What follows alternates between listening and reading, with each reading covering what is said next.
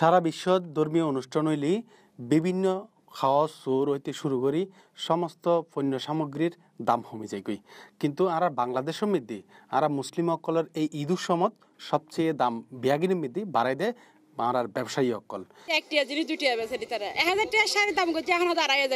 রীতিমতো এই ধরনের অত্যাচারের কারণে চট্টগ্রামের জেলা প্রশাসন এবার নতুন করে ভ্রাম্যমাণ আদালত বাইর করে দিয়ে, আর এই ভ্রাম্যমাণ আদালত কলে বিভিন্ন জায়গার মধ্যে বিভিন্ন সময়ে এখন অভিযান চালার। আমরা তো আসলে ক্রয় মূল্য সম্পর্কে জানা থাকে না, তো এই সব মোবাইল কোর্ট হলে আমাদের জন্য খুব ভালো হয় আর কি। সবচাইতে দুঃখজনক ঘটনা ঘটটি টেরিবাজার এবং চট্টগ্রামের মিমি সুপার মার্কেটের মধ্যে। অভিযানটা চালানোর পর থেকেই আমরা সব ক্রেতারাই হয়েছে।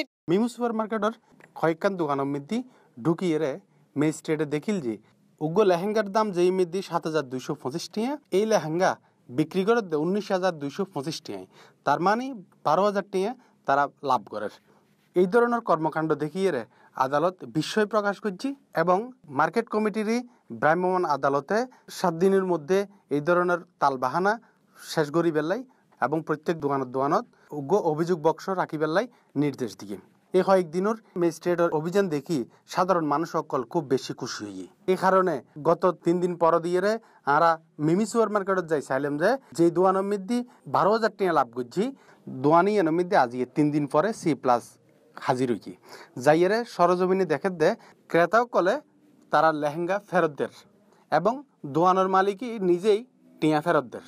সেটাকেও যে পরিচালনা করছে ইয়ালে বিক্রেতাকল সচেতন হইয়ে ক্রেতাকল সচেতন হইয়ে। কিন্তু পরের দিন অভিযান চালাইয়ে ম্যাজিস্ট্রেটে টেরিবাজার এবং মিমি সুপার মার্কেটের ব্যবসায়ী সকলরে সতর্ক করে দিল। 3 দিন যাওয়ানোর পরেও তারা সতর্ক নয়, বিভিন্ন সোর্স সত্যন খবর পাইয়ে ম্যাজিস্ট্রেট আবার রবিবারে টেরিবাজার এবং মিমি সুপার মার্কেটের মধ্যে অভিযান চালাইয়ে দেখে ঠিক আগের মতোই অনেক কিছু না পাল্টায়, যে কারণে টেরিবাজারের স্টার+ এবং মিমি সুপার মার্কেটের আকর্ষণ নামে 2 দোয়ানোর মধ্যে 1 লাখ টাকা করে মোট 2 লাখ টাকা জরিমানা করছি। তবে এই ধরনের অভিযান যেন সারা বছর চলিতে পারে আশা করে সাধারণ মানুষ।